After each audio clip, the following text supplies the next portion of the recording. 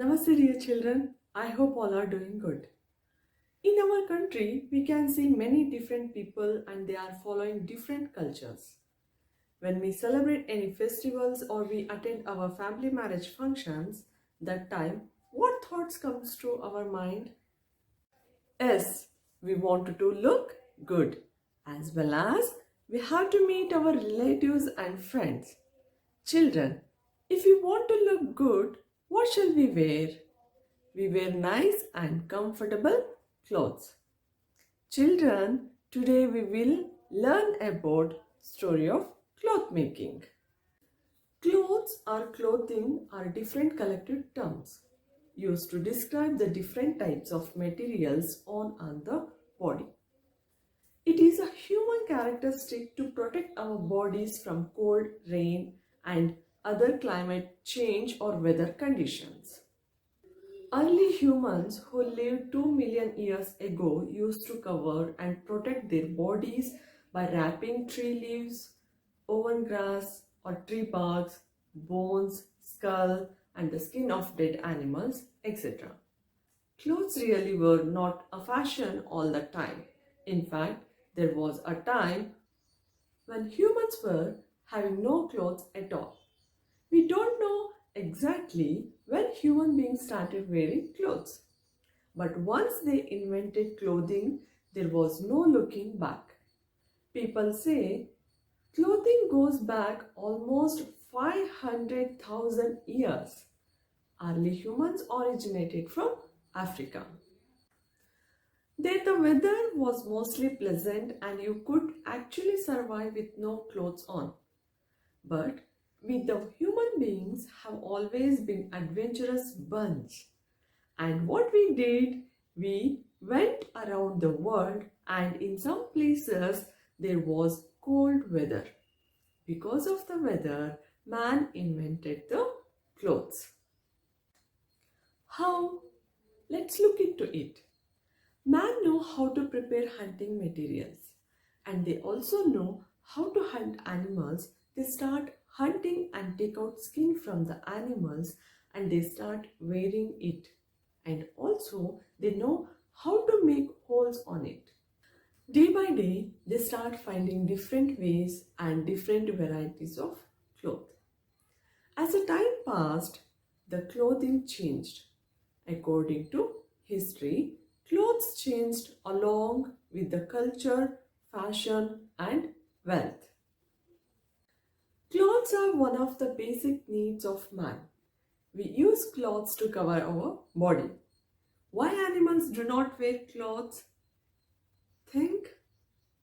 Animals have thick skin and hair on their bodies to live in extreme weather conditions. Our skin is not like animals. We need proper clothes to wear. We need clothes to keep us warm in winter and to protect us from heat, rain, cold and insect bites. Do you know how these clothes are made? Clothes are made from different fibers. Then what do you mean by fibers? A thread-like material is used to make cloths is called fiber. This is simple activity. Take two pieces of old cloths of different materials. Pull out the thread from the torn portion of the cloth. Compare the two materials of the thread pulled out from the torn portion of the cloth. Are they same or different? Yes, both are different. Different cloths made up of different kinds of fibers. Fibers. Then what do you mean by fibers? A thread-like material that is used to make clothes is called fiber. Different clothes are made up of different kinds of clothes. Fibers can be natural or man-made. Natural fibers. Natural fibers are those that we get from plants or animals. Cotton and jute are the natural fibers that we get from plants. Cotton cloths are made of the fibers we get from the fruit of cotton plants. Jute bags, dresses, hats, and shoes are made from the natural jute fibers that we get from the stem of jute plants. Cotton in the pods is taken out. This cotton is then made into threads by a machine called the spinning wheel. This activity is called spinning. Threads are made into cloth on a weaving machine called loom. This activity is called weaving. Nowadays, spinning and weaving are done on big machine in textile mills. Now we will do one small activity, fun activity with cotton. Take a small piece of cotton and stretch it as shown.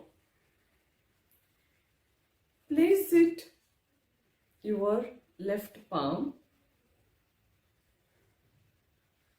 rub with your right hand fingers on it. Try to make it thin and even.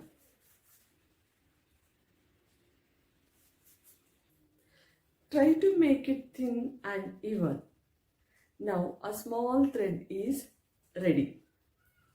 Cotton threads that we use are made from cotton fiber in the factories. This thread is also used as wick for lighting the lamp. Various offerings to decorate the god by using cotton. We used silk cloths during auspicious occasions. Now I will tell about history of the silkworm. Also the story of silk goes back to ancient times in China. The most common tale on the origins of the silkworm begins many years ago. When Xi Lingqi, a Chinese empress, was simply walking through her garden when a cocoon dropped into her tea. Upon picking it up, she found the cocoon began to unravel, forming a beautiful string of what is now known as silk.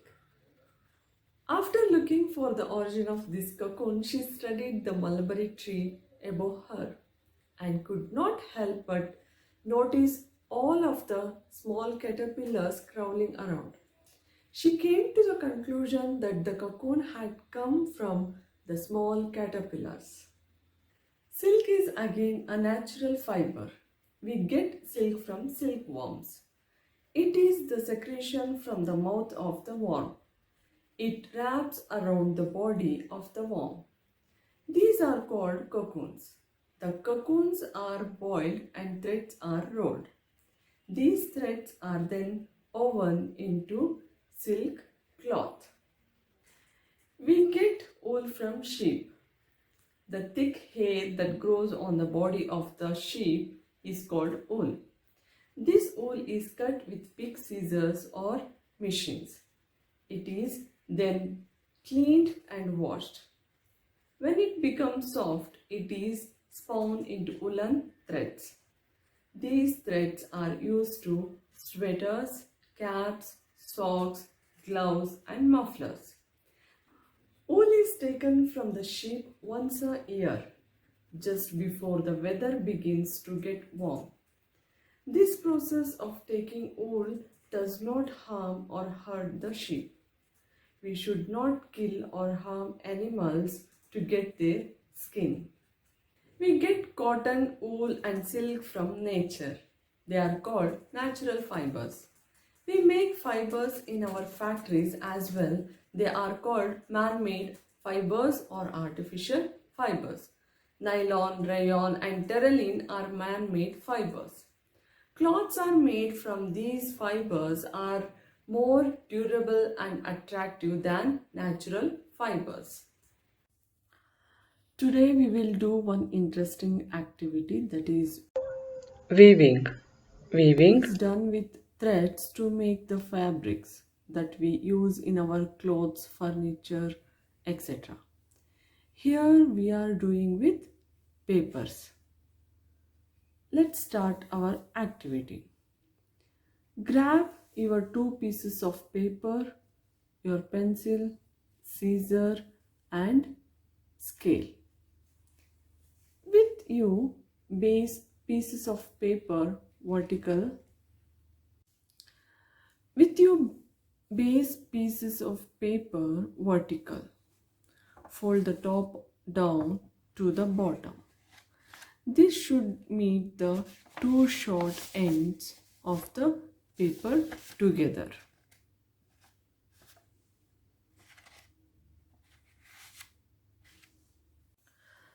With the fold at the top, place your ruler approximately an inch from the top of your paper. Now draw a line along the flat edge.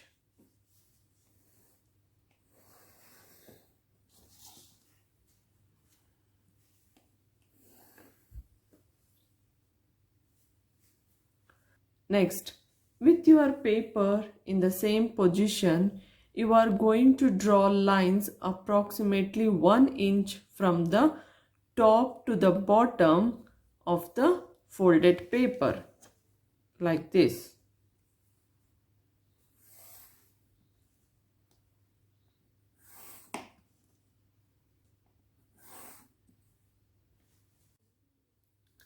With the paper in the same position, you will cut up each of the lines of the paper till you get to the cross line and stop.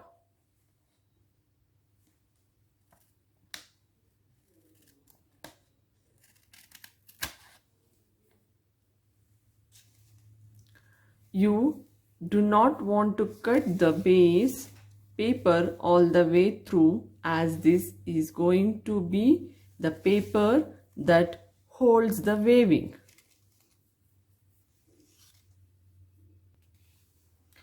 It should look like an accreditation once you are done. Put that paper to the side and grab your second piece of paper. This is your weaving paper.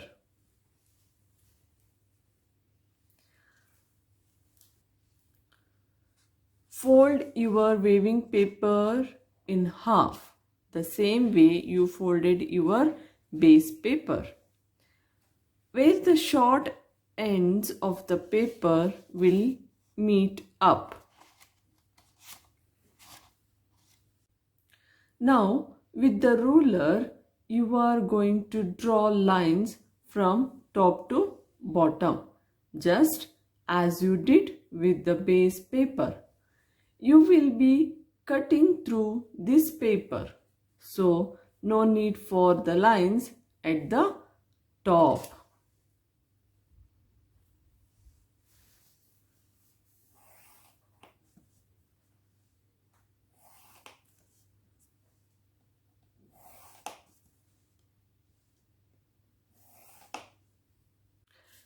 Cut the paper along the lines, creating a paper strips. Unfold both the base paper and the paper strips. Starting at the bottom of the paper, weave a paper strip over and under through your base paper.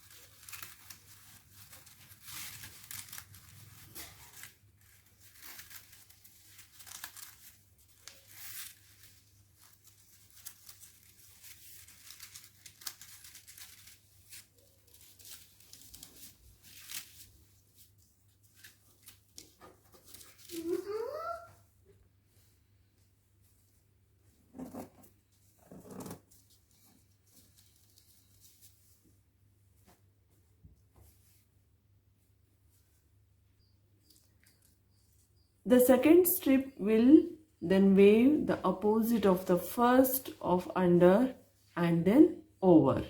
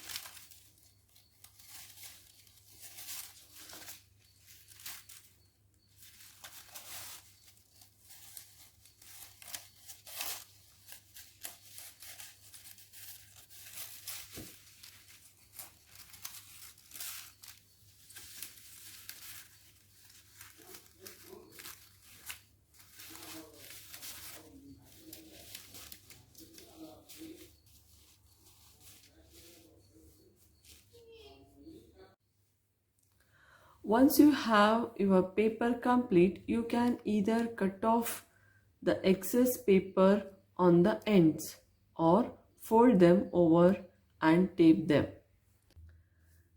This is how we do weaving. We weave clothes according to the time and weather conditions of the place where we live.